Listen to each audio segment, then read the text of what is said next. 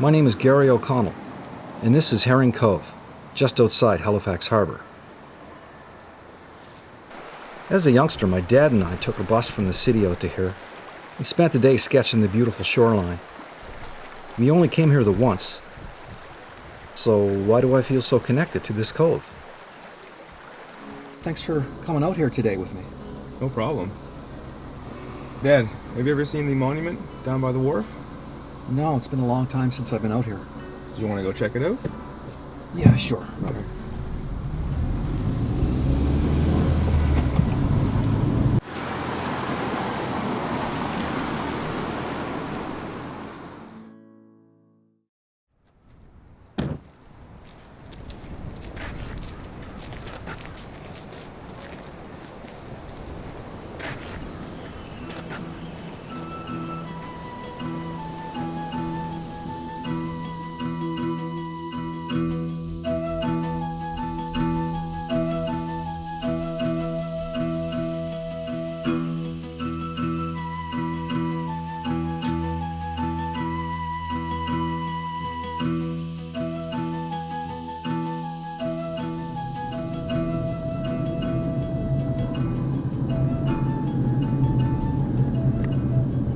He wasn't here a few minutes ago. Let's go help him out.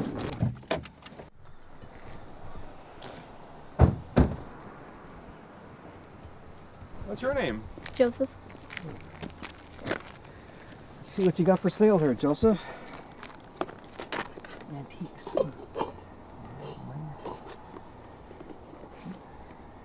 It's nice. Diary. Would you take $5 for this old diary?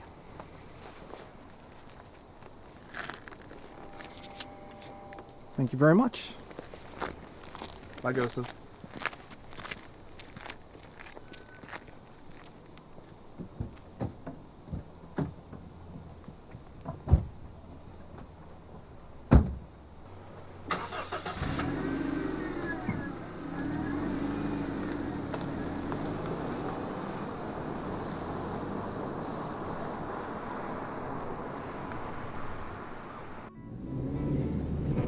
I like the way he dressed the part, seeing him selling antiques. Yeah. Probably an old soul. Do you believe in that kind of thing, Ryan? Anything is possible. Like to go over the look-offs? Let's do it.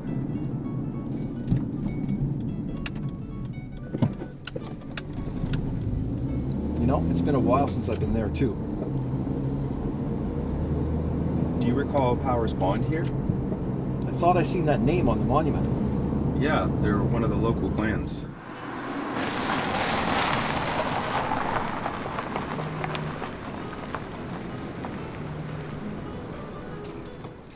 Well, I'm going to try to find myself a comfy rock and check out that diary. Right on. What are you going to do? I'm probably gonna look for some good rocks to climb. Great, let's go.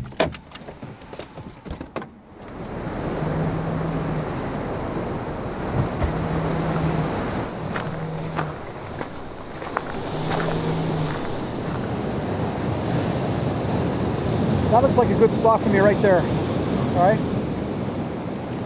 Okay. You stay safe. Thanks. Okay.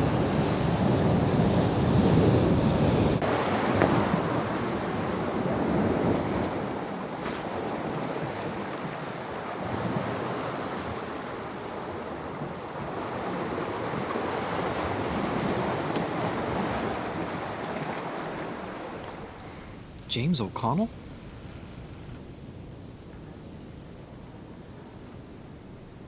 April the 18th, day 1. The trip from Kilkenny to Waterford was a long one, but I made it in time. We were all waiting to board a fine ship from Canada.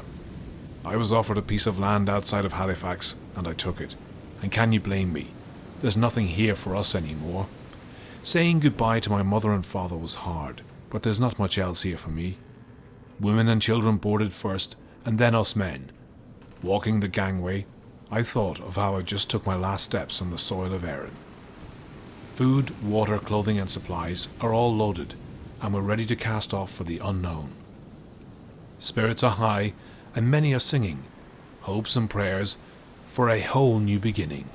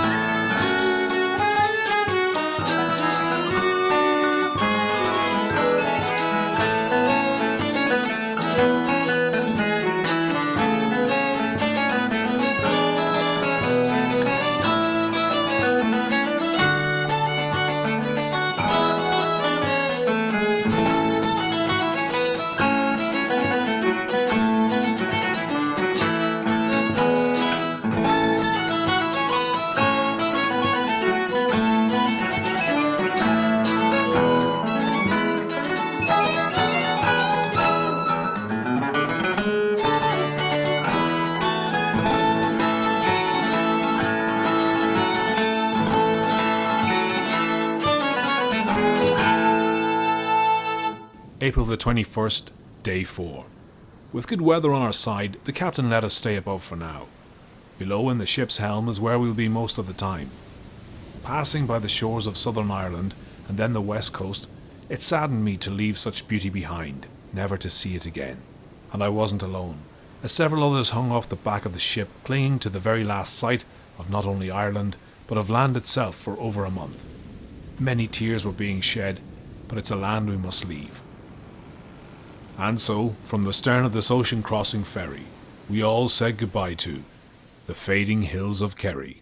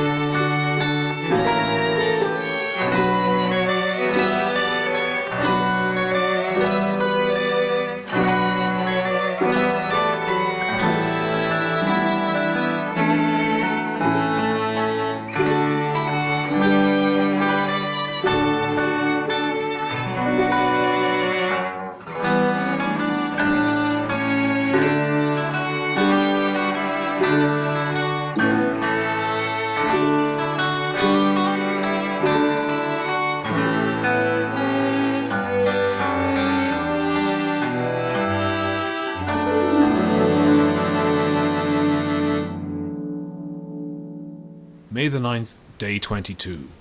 It was decided that we needed a night of cheer. The word got out to the crew, and they were fine with it. They didn't want to be included, so they locked us up and they left us to it. There were fiddlers and drummers and songs aplenty. And for once, we hadn't a care in the world, and the rules of the ship we did forgo. It was just what we damn well needed. A passenger, Kaylee, down below.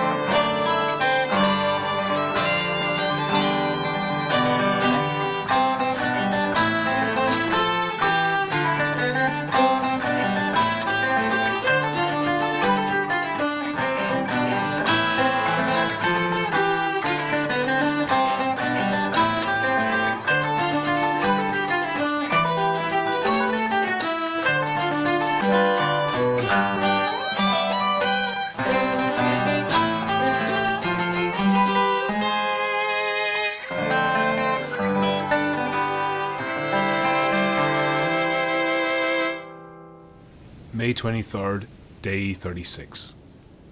We could see dark skies approaching in the distance. The fear in everyone's eyes told me we'd have to confront them. The sails were all taken down and we stayed in bed. No one could move about without taking hold. Hours and hours of rolling, tumbling and pounding made many sick and sleep impossible. The sea owned our ship, and of course it brought her, for we were all at the mercy of the angry water.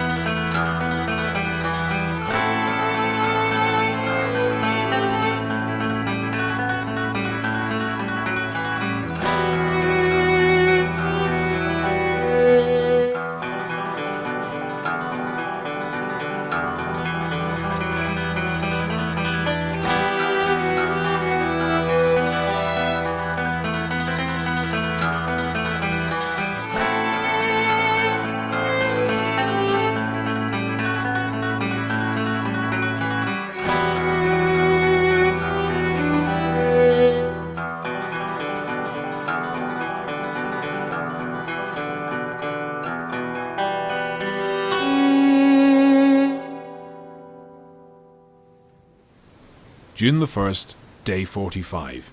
We all knew we were close, and we got excited when a bird came on board last night, but it still seemed so far away. Our focus leaned more to the lookouts and their bell as we sailed on, and finally, just a few minutes ago, we all saw land.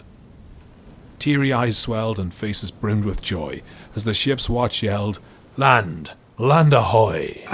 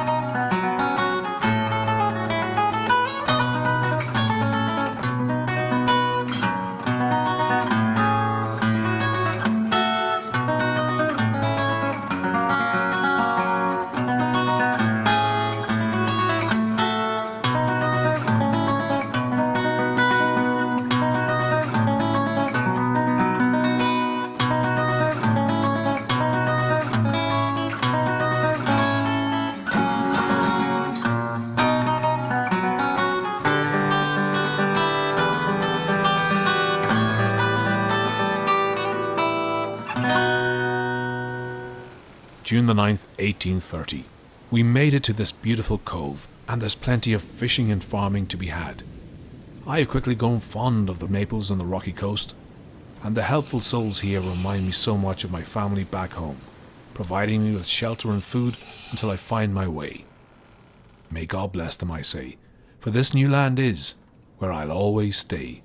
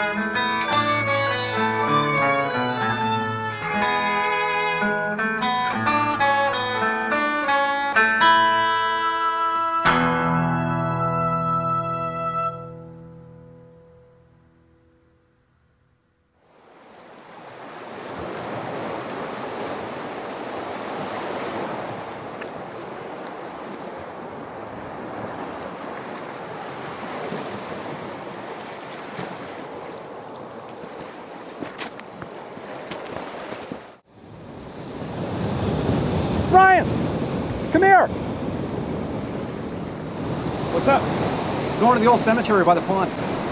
I'll tell you about it on the way. Okay? Is that it there? I think so. Oh, it looks hundreds of years old. Yeah.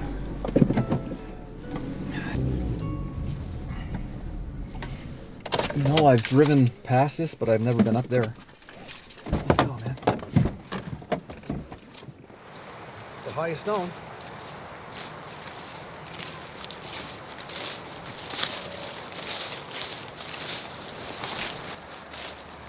Looks like a family plot.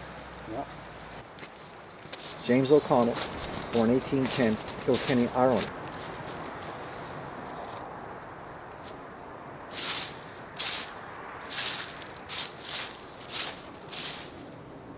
Dad, looks like he had a daughter named Catherine and a son named Joseph. It's written on the stone here, too. I think we owe our young friend a visit back at that house. Maybe we'll get some answers, Ryan. Let's go.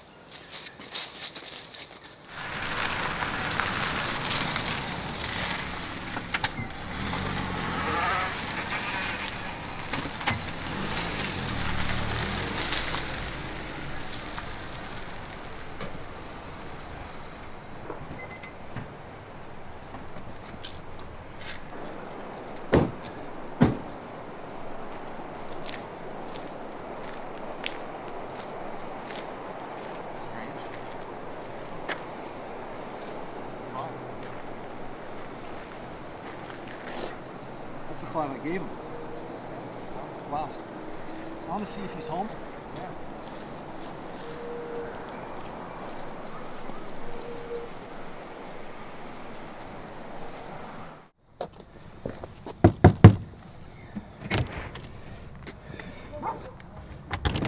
Hi, how are you? Fine? Do you have a son named Joseph or a grandson named Joseph who lives here? No, Is there any Joseph that lives in the neighborhood? not that I know of. Sorry to bother you. Thanks for your time. Right. He doesn't know if any Joseph in the neighborhood. Really? Strange. Weird. Let's go.